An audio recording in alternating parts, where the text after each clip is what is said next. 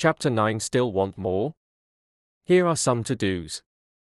Many people may not be satisfied with my 10 steps. They see them more as philosophies than actions. I think understanding the philosophy is just as important as the action. There are many people who want to do instead of think, and then there are people who think but do not do.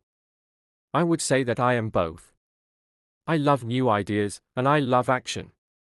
So for those who want a to-do list on how to get started, I will share with you some of the things I do, in abbreviated form.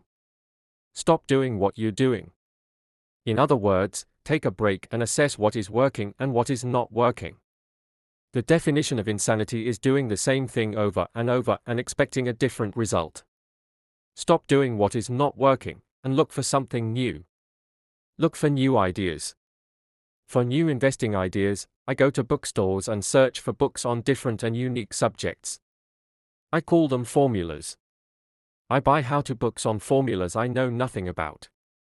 For example, in the bookstore I found the book The 16% Solution by Joel Moskowitz. I bought the book and read it, and the next Thursday, I did exactly as the book said. Most people do not take action, or they let someone talk them out of whatever new formula they are studying. My neighbor told me why 16% would not work. I did not listen to him because he's never done it. Find someone who has done what you want to do. Take them to lunch and ask them for tips and tricks of the trade. As for 16% tax lien certificates, I went to the county tax office and found the government employee who worked in that office. I found out that she, too, invested in the tax liens. Immediately, I invited her to lunch. She was thrilled to tell me everything she knew and how to do it. After lunch, she spent all afternoon showing me everything. By the next day, I found 2 great properties with her help that have been accruing interest at 16% ever since. It took a day to read the book, a day to take action, an hour for lunch, and a day to acquire 2 great deals. Take classes, read, and attend seminars. I search newspapers and the internet for new and interesting classes, many of which are free or inexpensive. I also attend and pay for expensive seminars on what I want to learn. I am wealthy and free from needing a job simply because of the courses I took. I have friends who did not take those classes who told me I was wasting my money, and yet they are still at the same job. Make lots of offers. When I want a piece of real estate, I look at many properties and generally write an offer. If you don't know what the right offer is, neither do I. That is the job of the real estate agent. They make the offers. I do as little work as possible. A friend wanted me to show her how to buy apartment houses. So one Saturday she, her agent, and I went and looked at 6 apartment houses. 4 were dogs, but 2 were good. I said to write offers on all 6, offering half of what the owners asked for. She and the agent nearly had heart attacks. They thought it was rude and would offend the sellers, but I really don't think the agent wanted to work that hard. So they did nothing and went on looking for a better deal. No offers were ever made, and that person is still looking for the right deal at the right price. Well, you don't know what the right price is until you have a second party who wants to deal. Most sellers ask too much. It is rare that a seller asks a price that is less than something is worth. Moral of the story: make offers. People who are not investors have no idea what it feels like to try to sell something. I have had a piece of real estate that I wanted to sell for months. I would have welcomed any offer. They could have offered me 10 pigs, and I would have been happy, not at the offer, but just because someone was interested. I would have countered, maybe for a pig farm in exchange. But that's how the game works. The game of buying and selling is fun. Keep that in mind. It's fun and only a game. Make offers. Someone might say yes. I always make offers with escape clauses. In real estate, I make an offer with language that details, subject to contingencies, such as the approval of a business partner. Never specify who the business partner is. Most people don't know that my partner is my cat. If they accept the offer, and I don't want the deal, I call home and speak to my cat. I make this ridiculous statement to illustrate how absurdly easy and simple the game is. So many people make things too difficult and take it too seriously. Finding a good deal, the right business, the right people, the right investors, or whatever is just like dating. You must go to the market and talk to a lot of people, make a lot of offers, counter-offers, negotiate, reject, and accept. I know single people who sit at home and wait for the phone to ring, but it's better to go to the market, even if it's only the supermarket. Search, offer, reject, negotiate, and accept are all parts of the process of almost everything in life. Jog, walk, or drive a certain area once a month for 10 minutes. I have found some of my best real estate investments doing this. I will jog a certain neighborhood for a year and look for change.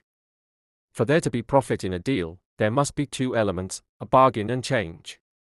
There are lots of bargains, but it's change that turns a bargain into a profitable opportunity. So when I jog a neighborhood I might like to invest in. It is the repetition that causes me to notice slight differences. I notice real estate signs that are up for a long time.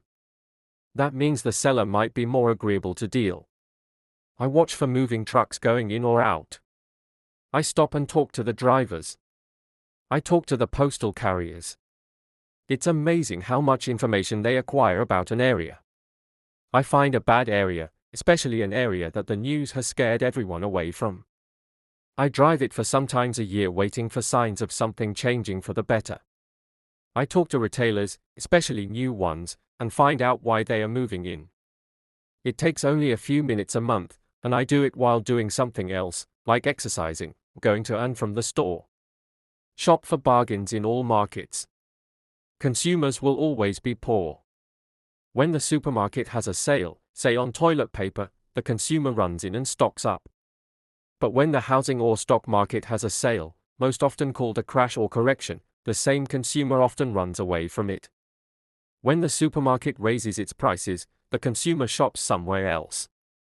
But when housing or the stock market raise their prices, the same consumer often rushes in and starts buying. Always remember, profits are made in the buying, not in the selling. Look in the right places. A neighbor bought a condominium for $100,000. I bought the identical condo next door for $50,000. He told me he's waiting for the price to go up. I told him that profit is made when you buy, not when you sell. He shopped with a real estate broker who owns no property of her own. I shopped at the foreclosure auction. I paid $500 for a class on how to do this. My neighbor thought that the $500 for a real estate investment class was too expensive. He said he could not afford the money, or the time. So he waits for the price to go up. Look for people who want to buy first. Then look for someone who wants to sell. A friend was looking for a certain piece of land. He had the money but did not have the time. I found a large piece of land, larger than what my friend wanted to buy, tied it up with an option, called my friend, and he said he wanted a piece of it. So I sold the piece to him and then bought the land. I kept the remaining land as mine for free. Moral of the story: buy the pie, and cut it in pieces. Most people look for what they can afford, so they look too small. They buy only a piece of the pie, so they end up paying more for less. Small thinkers don't get the big breaks. If you want to get richer, think big. Think big. Retailers love giving volume discounts, simply because most business people love big spenders. So even if you're small, you can always think big. When my company was in the market for computers, I called several friends and asked them if they were ready to buy also. We then went to different dealers and negotiated a great deal because we wanted to buy so many. I have done the same with stocks. Small people remain small because they think small, act alone, or don't act all.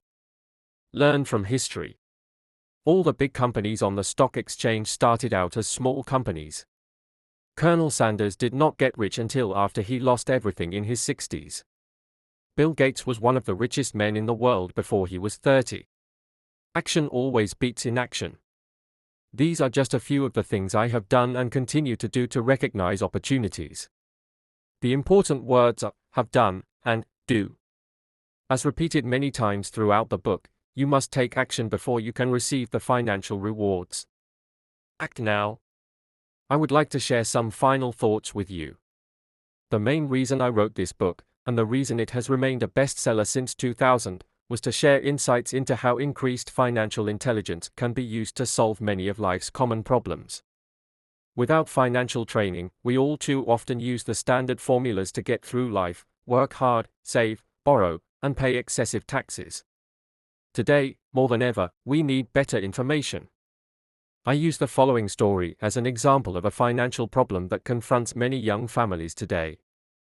How do you afford a good education for your children and provide for your own retirement? It requires using financial intelligence instead of hard work. A friend of mine was griping one day about how hard it was to save money for his 4 children's college educations. He was putting $300 away in a college fund each month and had so far accumulated only about $12,000. He had about 12 more years to save for college since his oldest child was then 6 years old. At the time, the real estate market in Phoenix was terrible. People were giving houses away. I suggested to my friend that he buy a house with some of the money in his college fund. The idea intrigued him, and we began to discuss the possibility. His primary concern was that he did not have credit with the bank to buy another house since he was so overextended. I assured him that there were other ways to finance a property rather than through the bank. We looked for a house for 2 weeks, a house that would fit all our criteria. There were plenty to choose from, so shopping was fun. Finally, we found a 3-bedroom, 2-bath home in a prime neighborhood. The owner had been downsized and needed to sell that day because he and his family were moving to California where another job waited. The owner wanted $102,000, but we offered only $79,000. He took it immediately and agreed to carry back the loan with a 10% down payment. All my friend had to come up with was $7,900. As soon as the owner moved, my friend put the house up for rent. After all expenses were paid, including the mortgage, he put about $125 in his pocket each month.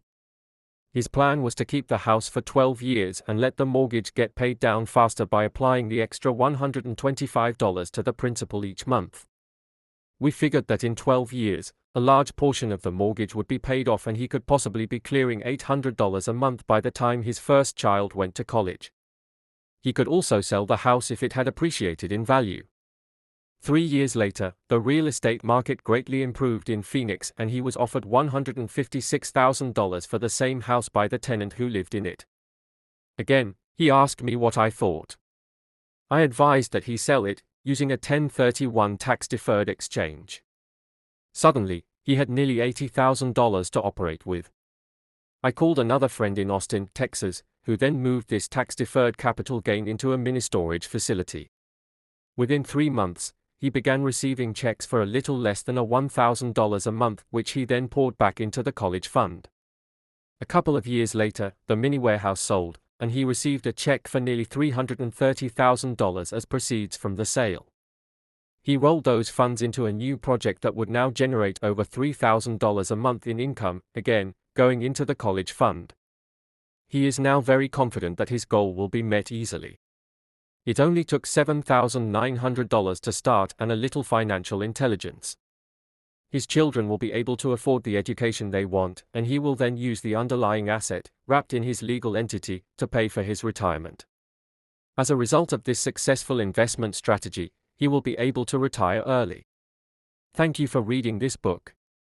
I hope it has provided some insights into utilizing the power of money to work for you. Today, we need greater financial intelligence to simply survive. The idea that it takes money to make money is the thinking of financially unsophisticated people. It does not mean that they are not intelligent. They have simply not learned the science of money making money. Money is only an idea. If you want more money, simply change your thinking. Every self-made person started small with an idea, and then turned it into something big. The same applies to investing. It takes only a few dollars to start and grow it into something big. I meet so many people who spend their lives chasing the big deal, or trying to amass a lot of money to get into a big deal, but to me that is foolish. Too often I have seen unsophisticated investors put their large nest egg into one deal and lose most of it rapidly. They may have been good workers, but they were not good investors. Education and wisdom about money are important. Start early. Buy a book. Go to a seminar. Practice. Start small. I turned $5,000 cash into a $1 million asset, producing $5,000 a month cash flow in less than 6 years. But I started learning as a kid. I encourage you to learn, because it's not that hard. In fact, it's pretty easy once you get the hang of it. I think I have made my message clear. It's what is in your head that determines what is in your hands. Money is only an idea. There is a great book called Think and Grow Rich. The title is not Work Hard and Grow Rich. Learn to have money work hard for you, and your life will be easier and happier. Today, don't play it safe. Play it smart. The 3 incomes in the world of accounting. There are 3 different types of income. 1. Ordinary earned. 2. Portfolio. 3. Passive. When my poor dad said to me, go to school, get good grades, and find a safe, secure job, he was recommending I work for earned income. When my rich dad said, the rich don't work for money. They have their money work for them, he was talking about passive income and portfolio income. Passive income, in most cases, is income derived from real estate investments. Portfolio income is income derived from paper assets such as stocks and bonds. Portfolio income is the income that makes Bill Gates the richest man in the world, not earned income.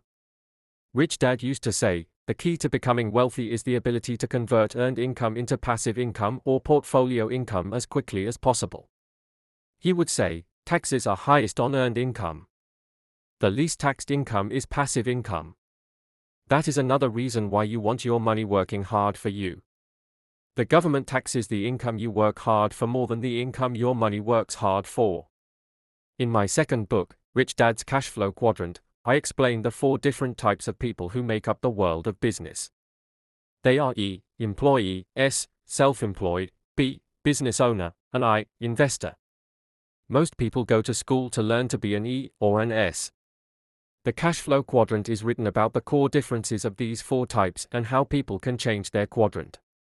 In fact, most of our products are created for people in the B and I quadrants. In Rich Dad's Guide to Investing, book number 3 in the Rich Dad series, I go into more detail on the importance of converting earned income into passive and portfolio income. Rich Dad used to say, all a real investor does is convert earned income into passive and portfolio income. If you know what you're doing, investing is not risky. It's just common sense. The key to financial freedom and great wealth is a person's ability to convert earned income into passive and/or portfolio income. My rich dad spent a lot of time teaching Mike and me this skill. Having this ability is the reason my wife Kim and I are financially free, never needing to work again. We continue to work because we choose to. Today we own a real estate investment company for passive income and participate in private placements and initial public offerings of stock for portfolio income. We also went back to work to build a financial education company so that we can continue to create and publish books and games. All of our educational products are created to teach the same skills my rich dad taught me, the skills of converting earned income into passive and portfolio income. The games we create are important because they teach what books cannot teach. For example, you could never learn to ride a bicycle by only reading a book. Our cash flow games for adults and cash flow for kids game are designed to teach players the basic investment skills of converting earned income into passive and portfolio income. They also teach the principles of accounting and financial literacy. These games are the only educational products in the world that teach people all of these skills simultaneously. Cashflow 202 is the advanced version of Cashflow 101 and requires the game board from 101, as well as a full understanding of 101, before it can be played. Cashflow 101 and Cashflow for Kids teach the principles of fundamental investing. Cashflow 202 teaches the principles of technical investing. Technical investing involves advanced trading techniques such as short selling, call options, put options, and straddles. A person who understands these advanced techniques is able to make money when the market goes up, as well as when the market comes down. As my rich dad would say, a real investor makes money in an up market and a down market. That is why they make so much money. One of the reasons they make more money is simply because they have more self-confidence. Rich Dad would say, they have more self-confidence because they are less afraid of losing. In other words, the average investor does not make as much money because they are so afraid of losing money. The average investor does not know how to protect themselves from losses, and that is what Cashflow 202 teaches. Average investors think investing is risky because they have not been formally trained to be professional investors. As Warren Buffett, America's richest investor, says, risk comes from not knowing what you're doing. My board games teach the simple basics of fundamental investing and technical investing while people are having fun. I occasionally hear someone say, your educational games are expensive, which poses the question of ROI, the return on investment, or the value returned for the price paid. I nod my head and reply, yes, they may be expensive, especially when compared to entertainment board games. But my games are not as expensive as a college education, working hard all your life for earned income, paying excessive taxes, and then living in terror of losing all of your money in the investment markets. When someone walks away mumbling about the price, I can hear my rich dad saying, if you want to be rich, you must know what kind of income to work hard for, how to keep it, and how to protect it from loss. That is the key to great wealth. Rich Dad would also say, if you do not understand the differences in those three incomes and do not learn the skills on how to acquire and protect those incomes, you will probably spend your life earning less than you could and working harder than you should. My poor dad thought a good education, a good job, and years of hard work were all you needed to be successful. My rich dad also thought a good education was important. But to him it was also important that Mike and I know the differences in the three incomes and what kind of income to work hard for. To him, that was basic financial education. Knowing the differences in the three incomes and learning the investment skills of how to acquire the different incomes is basic education for anyone who strives to acquire great wealth and achieve financial freedom, a special kind of freedom that only a few will ever know. As Rich Dad states in lesson number 1, the rich do not work for money. They know how to have money work hard for them. Rich Dad said, ordinary earned income is money you work for, and passive and portfolio income is money working for you. Knowing that little difference has been significant in my life. Or, as Robert Frost ends his poem, and that has made all the difference. Take action. All of you were given two great gifts, your mind and your time. It is up to you to do what you please with both. With each dollar bill that enters your hand, you, and only you, have the power to determine your destiny. Spend it foolishly, and you choose to be poor. Spend it on liabilities, and you join the middle class. Invest it in your mind and learn how to acquire assets, and you will be choosing wealth as your goal and your future. The choice is yours, and only yours. Every day with every dollar, you decide to be rich, poor, or middle class. Choose to share this knowledge with your children, and you choose to prepare them for the world that awaits. No one else will. You and your children's future will be determined by choices you make today, not tomorrow. I wish you great wealth and much happiness with this fabulous gift called life. Best known as the author of Rich Dad Poor Dad, the #1 personal finance book of all time, Robert Kiyosaki has challenged and changed the way tens of millions of people around the world think about money. He is an entrepreneur, educator, and investor who believes the world needs more entrepreneurs who will create jobs. With perspectives on money and investing that often contradict conventional wisdom, Robert has earned an international reputation for straight talk, reverence, and courage and has become a passionate and outspoken advocate for financial education. Robert and Kim Kiyosaki are founders of the Rich Dad Company, a financial education company, and creators of the Cashflow games. In 2014, the company will leverage the global success of the Rich Dad games in the launch of a new and breakthrough offering in mobile and online gaming. Robert has been heralded as a visionary who has a gift for simplifying complex concepts, ideas related to money, investing, finance, and economics, and has shared his personal journey to financial freedom in ways that resonate with audiences of all ages and backgrounds. His core principles and messages, like, your house is not an asset, and invest for cash flow, and savers are losers, have ignited a firestorm of criticism and ridicule, only to have played out on the world economic stage over the past decade in ways that were both unsettling and prophetic. His point of view is that old advice go to college, get a good job, save money, get out of debt, invest for the long term, and diversify, has become obsolete advice in today's fast-paced information age. His rich dad philosophies and messages challenge the status quo. His teachings encourage people to become financially educated. What is your life's goal? What do you want to be when you grow up? That is a question most of us have been asked. I had many interests as a kid, and it was easy to choose. If it sounded exciting and glamorous, I wanted to do it. I wanted to be a marine biologist, an astronaut, a marine, a ship's officer, a pilot, and a professional football player. I was fortunate enough to achieve 3 of those goals: a Marine Corps officer, a ship's officer, and a pilot. I knew I did not want to become a teacher, a writer, or an accountant. I did not want to be a teacher because I did not like school. I did not want to be a writer because I failed English twice. And I dropped out of my MBA program because I could not stand accounting. Ironically, now that I have grown up, I have become everything I never wanted to become. Although I disliked school, today I own an education company.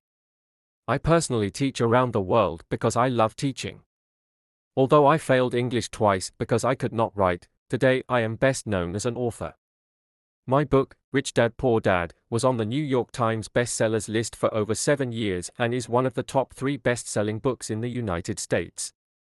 The only books ahead of it are The Joy of Sex and The Road Less Traveled. Adding one more irony, Rich Dad Poor Dad and My Cash Flow board game are a book and a game about accounting, another subject I struggled with. So what does this have to do with the question, what is your goal in life? The answer is found in the simple, yet profound, statement by a Vietnamese monk, Thich Nhat Hanh: the path is the goal. In other words, finding your path in life is your goal in life. Your path is not your profession, how much money you make, your title, or your successes and failures. Finding your path means finding out what you were put here on this earth to do. What is your life's purpose? Why were you given this gift called life? And what is the gift you give back to life? Looking back, I know going to school was not about finding my life's path. I spent 4 years in military school, studying and training to be a ship's officer. If I had made a career sailing for Standard Oil on their oil tankers, I would never have found my life's path. If I had stayed in the Marines or had gone to fly for the airlines, I would never have found my life's path. Had I continued on as a ship's officer or become an airline pilot, I would never have become an international best-selling author, been a guest on the Oprah Show, written a book with Donald Trump, or started an international education company that teaches entrepreneurship and investing throughout the world.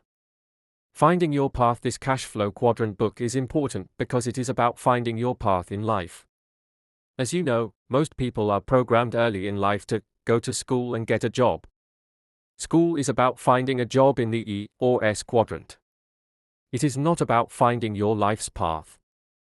I realize there are people who know exactly what they are going to do early in life. They grow up knowing they are going to be a doctor, lawyer, musician, golfer, or actor. We have all heard about child prodigies, kids with exceptional talents. Yet you may notice, these are professions, not necessarily a life's path. In the seminar, I went into my emotions and briefly touched my spirit. I cried a lot because I had a lot to cry about. I had done and seen things no one should ever be asked to do. During the seminar, I hugged a man, something I had never done before, not even with my father. On Sunday night, it was difficult leaving this self-development workshop.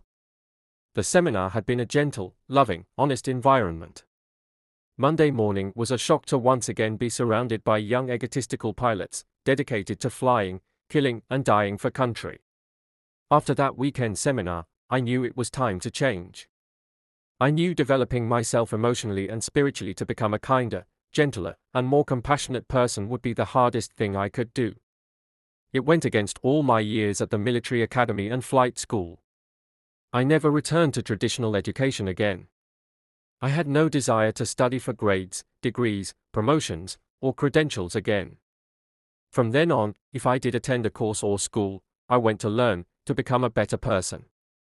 I was no longer in the paper chase of grades, degrees, and credentials. Growing up in a family of teachers, your grades, the high school and college you graduated from, and your advanced degrees were everything. Like the medals and ribbons on a marine pilot's chest, advanced degrees and brand name schools were the status and the stripes that educators wore on their sleeves. In their minds, people who did not finish high school were the unwashed, the lost souls of life. Those with master's degrees looked down on those with only bachelor degrees. Those with a PhD were held in reverence. At the age of 26, I knew I would never return to that world. Finding my path. I know some of you are now asking, why is he spending so much time talking about non-traditional education courses? The reason is that first personal development seminar rekindled my love of learning, but not the type of learning that is taught in school. Once that seminar was over, I became a seminar junkie, going from seminar to seminar, finding out more about the connection between my body, my mind, my emotions, and my spirit. The more I studied, the more curious about traditional education I became. I began to ask questions such as, why do so many kids hate school? Why do so few kids like school? Why are many highly educated people not successful in the real world? Does school prepare you for the real world? Why did I hate school but love learning? Why are most school teachers poor? Why do schools teach us little about money? Those questions led me to become a student of education outside the hallowed walls of the school system. The more I studied, the more I understood why I did not like school and why schools failed to serve most of its students, even the A students. My curiosity touched my spirit, and I became an entrepreneur in education. If not for this curiosity, I might never have become an author and a developer of financial education games. My spiritual education led me to my path in life. It seems that our paths in life are not found in our minds. Our path in life is to find out what is in our hearts. This does not mean a person cannot find their path in traditional education. I am sure many do. I am just saying that I doubt I would have found my path in traditional school. Why is a path important? We all know people who make a lot of money, but hate their work. We also know people who do not make a lot of money and hate their work. And we all know people who just work for money. A classmate of mine from the Merchant Marine Academy also realized he did not want to spend his life at sea. Rather than sail for the rest of his life, he went to law school after graduation, spending 3 more years becoming a lawyer and entering private practice in the S quadrant. He died in his early 50s. He had become a very successful, unhappy lawyer. Like me, he had 2 professions by the time he was 26. Although he hated being a lawyer, he continued being a lawyer because he had a family, kids, a mortgage, and bills to pay. A year before he died, I met him at a class reunion in New York. He was a bitter man. All I do is sweep up behind rich guys like you. They pay me nothing. I hate what I do and who I work for. Why don't you do something else? I asked. I can't afford to stop working. My first child is entering college. He died of a heart attack before she graduated. He made a lot of money via his professional training, but he was emotionally angry, spiritually dead, and soon his body followed. I realize this is an extreme example. Most people do not hate what they do as much as my friend did. Yet it illustrates the problem when a person is trapped in a profession and unable to find their path. To me, this is the shortcoming of traditional education. Millions of people leave school, only to be trapped in jobs they do not like. They know something is missing in life. Many people are also trapped financially, earning just enough to survive, wanting to earn more but not knowing what to do.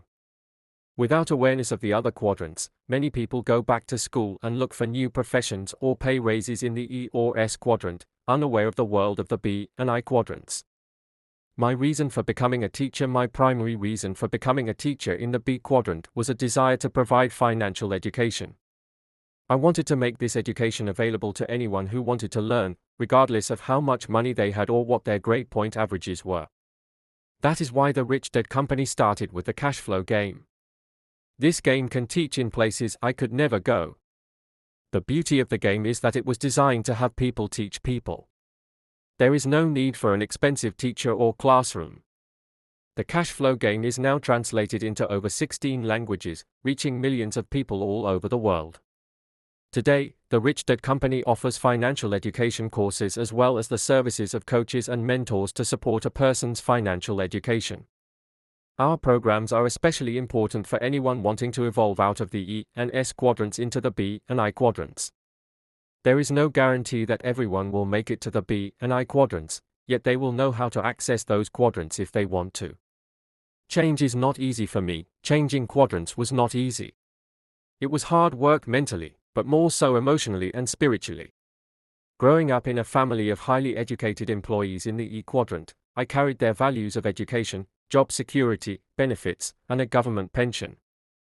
In many ways, my family values made my transition difficult. I had to shut out their warnings, concerns, and criticisms about becoming an entrepreneur and investor. Some of their values I had to discount were, but you have to have a job. You're taking too many risks. What if you fail? The rich are greedy. Why is money so important to you? Money won't make you happy. Just live below your means. Play it safe. Don't go for your dreams. Diet and exercise. I mention emotional and spiritual development because that is what it takes to make a permanent change in life. For example, it rarely works to tell an overweight person, just eat less and exercise more. Diet and exercise may make sense mentally, but most people who are overweight do not eat because they are hungry. They eat to feed an emptiness in their emotions and their soul. When a person goes on a diet and exercise program, they are only working on their mind and their body. Without emotional development and spiritual strength, the overweight person may go on a diet for 6 months and lose a ton of weight, only to put even more weight back on later. The same is true for changing quadrants. Saying to yourself, I'm going to become an entrepreneur in the B quadrant, is as futile as a chain smoker saying, tomorrow I'm going to quit smoking. Smoking is a physical addiction caused by emotional and spiritual challenges. Without emotional and spiritual support, the smoker will always be a smoker. The same is true for an alcoholic, a sex addict, or a chronic shopper. Most addictions are attempts to find happiness in people's souls. This is why my company offers courses for the mind and body, but also coaches and mentors to support the emotional and spiritual transitions. A few people are able to make the journey alone, but I was not one of them. If not for a coach like my rich dad and the support of my wife Kim, I would not have made it. There were so many times I wanted to quit and give up. If not for Kim and my rich dad, I would have quit. A person may be highly educated mentally, but if they are not educated emotionally, their fear will often stop their body from doing what it must do.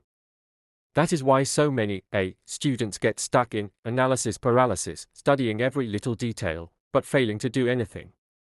This analysis paralysis is caused by our educational system punishing students for making mistakes.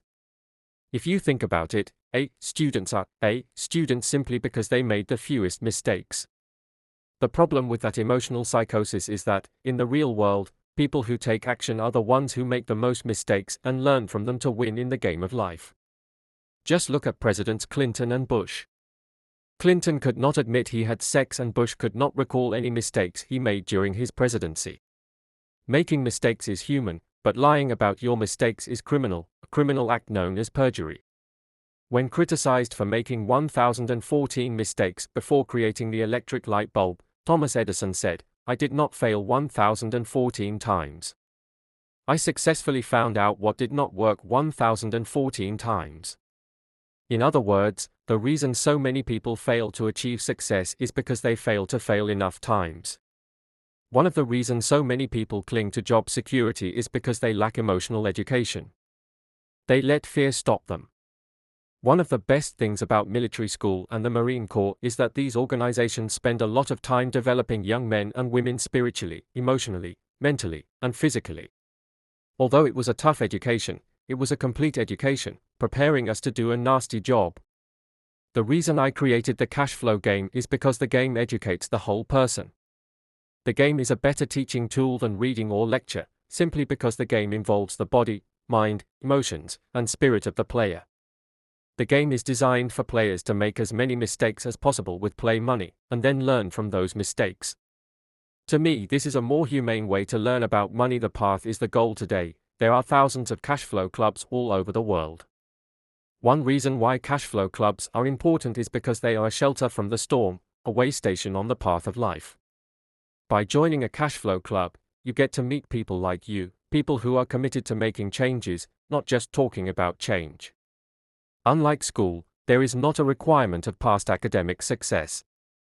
All that is asked is a sincere desire to learn and make changes. In the game, you will make a lot of mistakes in different financial situations and will learn from your mistakes using play money. Cash flow clubs are not for those who want to get rich quick.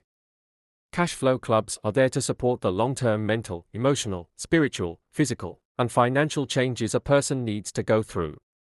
We all change and evolve at different rates of speed, so you are encouraged to go at your own speed. After playing the game with others a few times, you will have a better idea of what your next step should be and which of the 4 asset classes, business, real estate, paper assets, or commodities, is best for you. In conclusion, finding one's path is not necessarily easy. Even today, I do not really know if I am on my path or not. As you know, we all get lost at times, and it is not always easy to find our way back.